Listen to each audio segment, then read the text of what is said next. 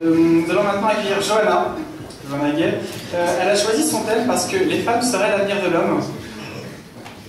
Beaucoup d'humour déjà. Ses principaux arguments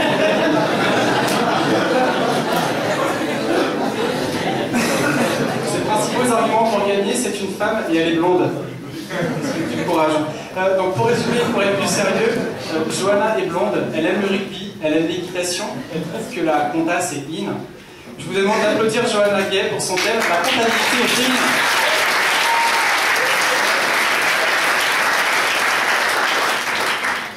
Bonsoir à toutes et à tous.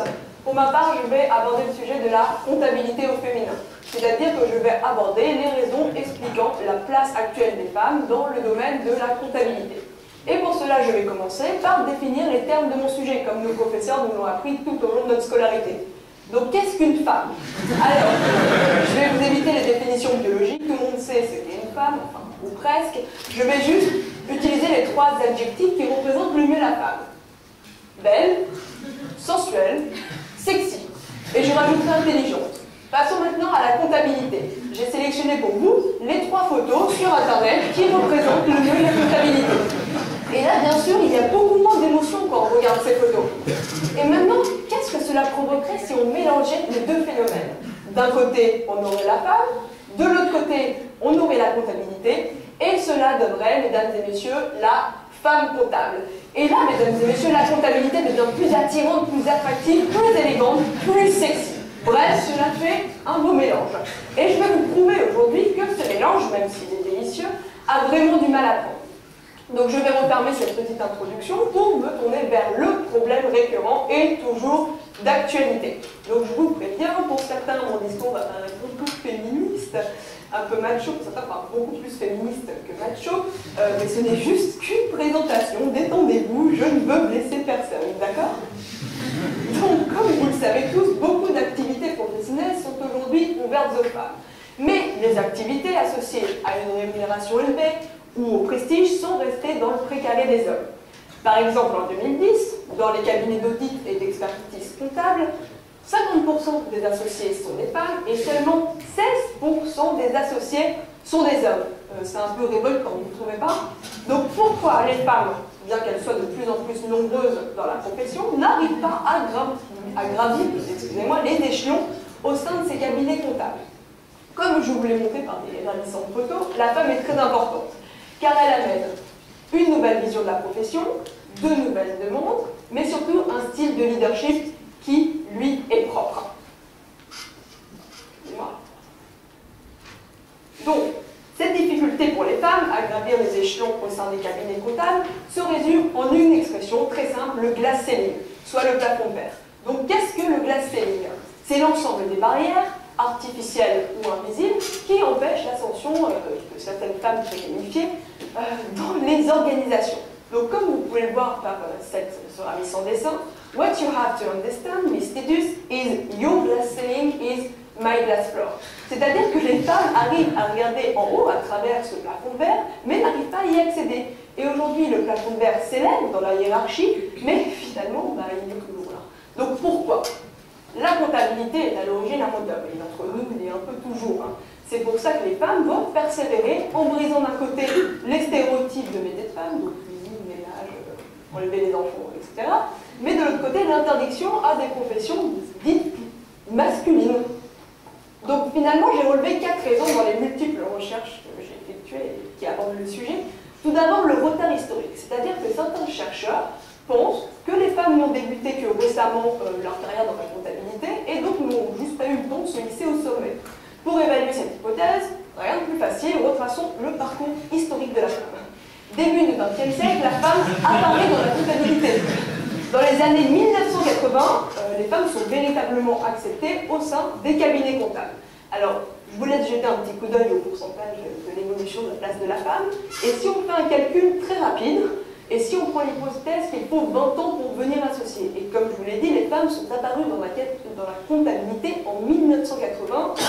Par un simple calcul, en 30 ans, on aurait pu attendre à un peu plus de 16% d'associés femmes. C'est un changement minime, voire pas changement du tout, c'est un peu révoltant. Donc finalement, ce facteur du retard historique est vraiment différent de l'essentiel de notre problème. Le deuxième facteur, c'est la différence entre les hommes et les femmes. On n'arrête pas de nous rabâcher ça, les hommes et les femmes sont différents. Finalement, comment les hommes et les femmes perçoivent le métier et quels sont leurs choix de vie? Pour la plupart des hommes, je dis bien la plupart, le choix de vie est centré sur le travail et sur la carrière. Pour la plupart, et puis encore sur la plupart des femmes, le choix de vie est centré sur la famille. Mais cette idée a été très critiquée. Est-ce que finalement, ce choix de vie, il n'est pas imposé par les pressions sociales relatives aux responsabilités de la femme par rapport à son foyer, c'est-à-dire tenir la maison et élever les enfants? La dernière différence, ce serait le caractère. Alors on dit souvent que les femmes sont plus sujettes au stress, ont un manque de confiance en soi. Et bien moi je dis non par rapport au stress. Pourquoi?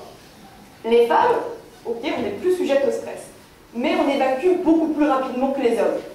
Les hommes intériorisent, et le plus souvent, que ces personnes, ils explosent. Les femmes, elles intériorisent et elles parlent. Oui, mesdames et messieurs, les femmes ont toujours été des pipettes, le sont toujours et le seront toujours. J'ai sélectionné pour vous une petite, si elle apparaît, une petite citation de 1993. Les comptables féminines sont aussi intelligentes, incisives et entreprenantes, indépendantes, confiantes et sûres d'elles que les hommes. 1993. Attendez, ils sont réalistes et perspicaces. C'est magnifique cette description. Donc finalement, le troisième facteur serait les obstacles organisationnels. Il est vrai que la femme, à l'intérieur de l'entreprise, va demander un aménagement du temps de travail pour ses enfants ou d'autres facteurs. Et c'est vrai que c'est mal vu de le demander, et parfois c'est juste pas proposé. Et même si c'est en développement dans beaucoup d'entreprises, cela provoque des coûts cachés pour l'entreprise. C'est-à-dire qu'il y a une certaine perte de compétences due à l'éloignement de la femme, et ça a un impact négatif sur la progression de carrière. On va remettre tout le temps en question sa motivation, et puis surtout les salaires vont être nettement différents. Donc, à l'intérieur de l'entreprise, les hommes ont une facilité fulgurante, et les femmes sont touchées par une certaine forme de discrimination. Le quatrième et dernier facteur, et peut-être le plus important, sont les hypothèses stéréotypes. Quelle est la différence entre le rôle de l'homme et le rôle de la femme? L'homme doit rapporter de l'argent pour nourrir sa famille. Il est synonyme d'autorité, de force, de pouvoir. Ça y est, je vois les garçons qui commencent à sourire. La femme, elle, doit tenir la maison et élever les enfants. Elle est synonyme d'émotif et d'affectif. Si on doit évaluer la femme en tant que leader, on va dire oui, vous n'avez pas assez d'autorité. Si on doit évaluer la femme en tant qu'épouse, c'est elle qui décide, c'est elle qui décide, et qui attend son mari avec le rouleau à pâtisserie le soir s'il arrive en retard. Attendez, c'est ça, c'est pas de la domination, de l'autorité. Le dernier stéréotype serait la maternité, qui veut bien apparaître. Cela provoque un ralentissement, voire un arrêt dans la progression de carrière de la femme. Et c'est vrai qu'il est très difficile pour la femme de cumuler à la fois le travail, rester belle et sexy pour son compagnon et pour nous-mêmes, et élever des enfants. Et oui, la femme commence à s'arracher les cheveux, devient complètement dingue. Et il est vrai de nos jours, si vous allez sur Internet, vous observez les forums, les femmes se demandent, avant même d'avoir commencé leur métier, si elles vont pouvoir conjuguer la vie familiale et le travail. Attendez, c'est aberrant. Bientôt, on choisira notre métier en fonction du nombre d'enfants qu'on doit avoir. Attendez, ça rime à rien. Donc finalement, il y a eu une certaine évolution, car les femmes ont une place dans la société. Mais on est toujours associé, j'allais dire au ménage, mais on va dire plutôt à la maison et aux enfants. Et ce stéréotype est tellement ancré que quand les hommes veulent rester à la maison, c'est la surprise générale.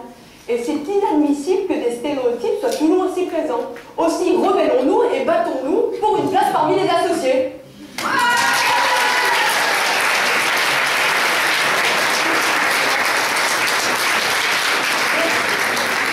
Finalement, le constat nous montre qu'il n'y a pas, il y a des féministes dans la salle, finalement, le constat nous montre qu'il n'y a pas de véritable changement. Mais je dirais que des femmes ont quand même réussi à gravir des échelons et à établir un management en fonction de leurs compétences et de leurs aptitudes. Donc, un mot de fin, suivons dans leur exemple. Je vous laisse prendre compte de ma petite bibliographie et bonne soirée à vous tous.